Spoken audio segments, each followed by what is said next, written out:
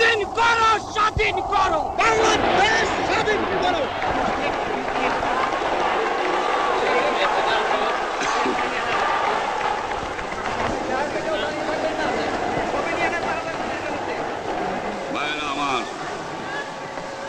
আজ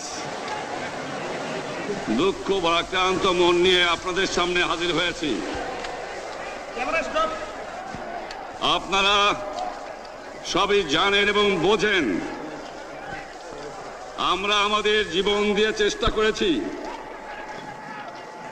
কিন্তু দুঃখের বিষয়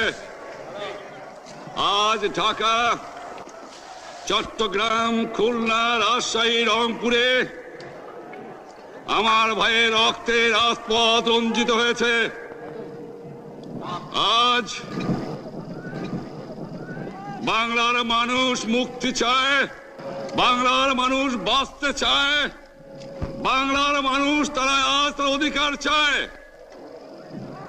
কিন্তু দুঃখের বিষয় আজ দুঃখের সঙ্গে বলতে হয় 23 বছরের করুণ ইতিহাস, বাংলার অত্যাচারের, বাংলার মানুষের রক্তের ইতিহাস, 23 বছরের ইতিহাস, মুমূর্ষ নরনারীর আর্তনাদের ইতিহাস, বাংলার ইতিহাস, এদেশের মানুষের রক্ত দিয়ে রাজপথ রঞ্জিত করার ইতিহাস।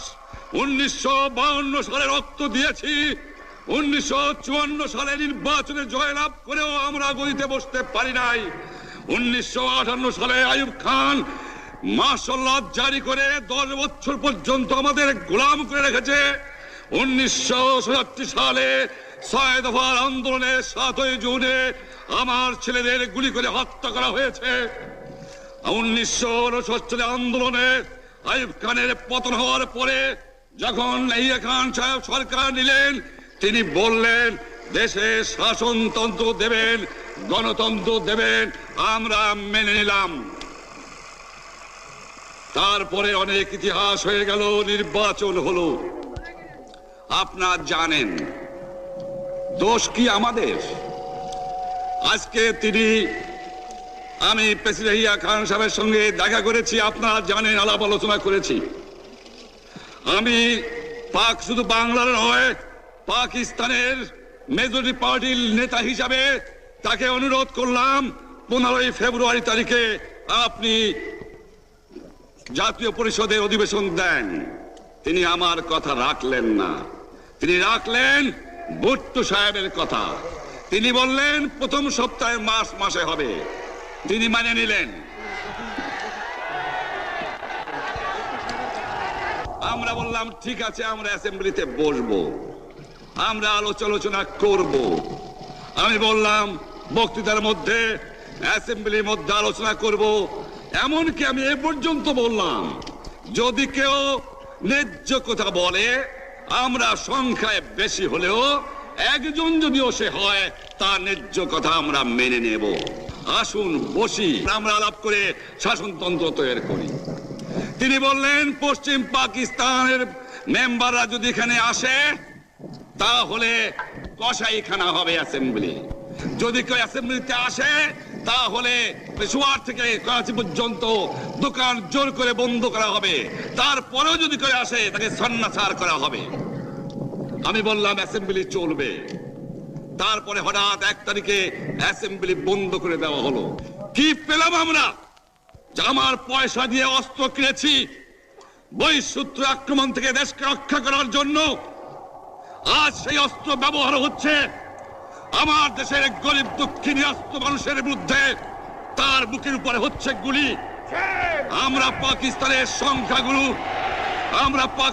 সংখ্যাগুরু, আমরা বাঙালিরা যখনই ক্ষমতায় যাওয়ার চেষ্টা করেছি, যখনই এদেশের মালিক হবার চেষ্টা করেছি, তখনই তারা আমাদের উপর ঝাঁপিয়ে পড়েছেন।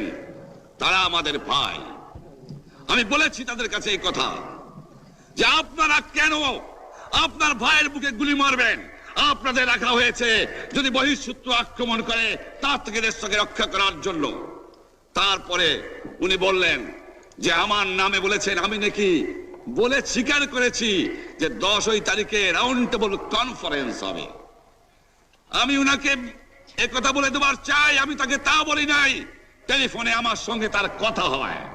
তাকে আমি বলেছিলাম জনাব ইয়াহিয়া খান সাহেব, আপনি পাকিস্তানের প্রেসিডেন্ট, দেখে যান, ঢাকায় আসেন কিভাবে আমার গরিবের উপরে, আমার বাংলার মানুষের বুকের উপরে গুলি করা হয়েছে, কি করে আমার মায়ের কোল খালি করা হয়েছে, কি করে মানুষকে হত্যা করা হয়েছে।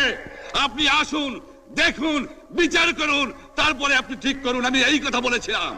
হঠাৎ আমার সঙ্গে পরামর্শ না করে বা আমাদের সঙ্গে আলোচনা না করে 5 ঘন্টা গোপনে বৈঠক করে যে বক্তৃতা তিনি করেছেন এবং যে বক্তৃতা করে অ্যাসেম্বলি করেছেন, সমস্ত দোষ তিনি আমার উপরে দিয়েছেন, বাংলার মানুষের উপরে দিয়েছেন।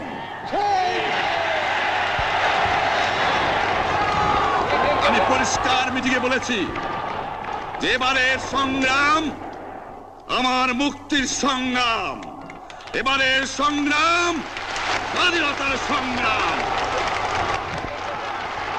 আমার 25 তারিখে অ্যাসেম্বলি কল করেছে, রক্তের দাগ শুকায় নাই।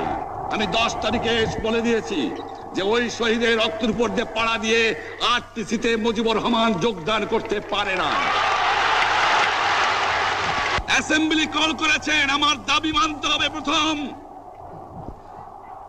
সামরিক আইন মার্শাল ল উইথড্র করতে হবে,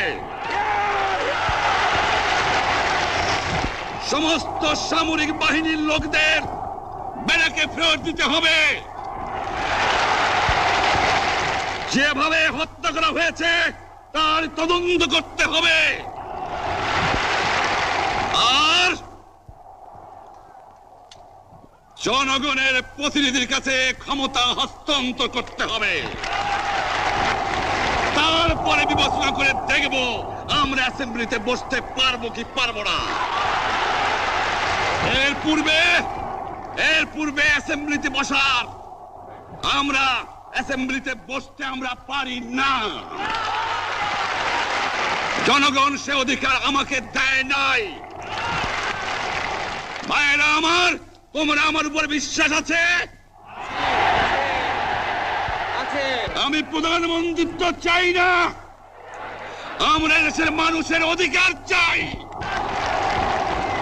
আর যদি একটা গুলি চলে, আর যদি আমার লোকের উপর হত্যা করা হয়, তোমাদের উপর কাছে আমার অনুরোধ রইল, প্রত্যেক ঘরে ঘরে দুর্গ করে তোলো। তোমাদের যা কিছু আছে তাই নিয়ে শত্রুর মোকাবেলা করতে হবে,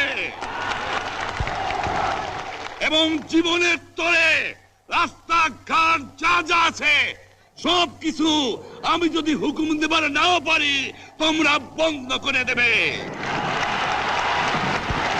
তোমরা আমার ভাই, তোমরা ব্যারাকে থাকো, কেউ তোমাদের কিছু বলবে না, কিন্তু আর আমার বুকের উপর গুলি চালাবার চেষ্টা করো না, ভালো হবে না। 7 কোটি মানুষকে তাবায় রাখতে পারবো না। আমরা যখন মরতে শিখেছি তখন কেউ আমাদের দবাতে পারবে না। যে পর্যন্ত আমার এই দেশের মুক্তি না হবে, খাজনা ট্যাক্স বন্ধ করে দেওয়া হলো, কেউ দেবে না। তবে আমি অনুরোধ করছি, আপনারা আমাদের ভাই, আপনারা দেশকে একেবারে জাহান্নামে ধ্বংস করে দিয়েন না। জীবনে আর কোনোদিন আপনাদের মুখ দেখা দেখি হবে না। যদিও আমরা শান্তিপূর্ণভাবে আমাদের ফয়সালা করতে পারি, তাহলে অন্তপক্ষে ভাই ভাই হিসেবে বাস করার সম্ভাবনা আছে। সেই জন্য আপনাদের অনুরোধ করছি, আমার এই দেশে আপনারা মিলিটারি শাসন চালাবার চেষ্টা আর করবেন না। দ্বিতীয় কথা, প্রত্যেক গ্রামে, প্রত্যেক মহল্লা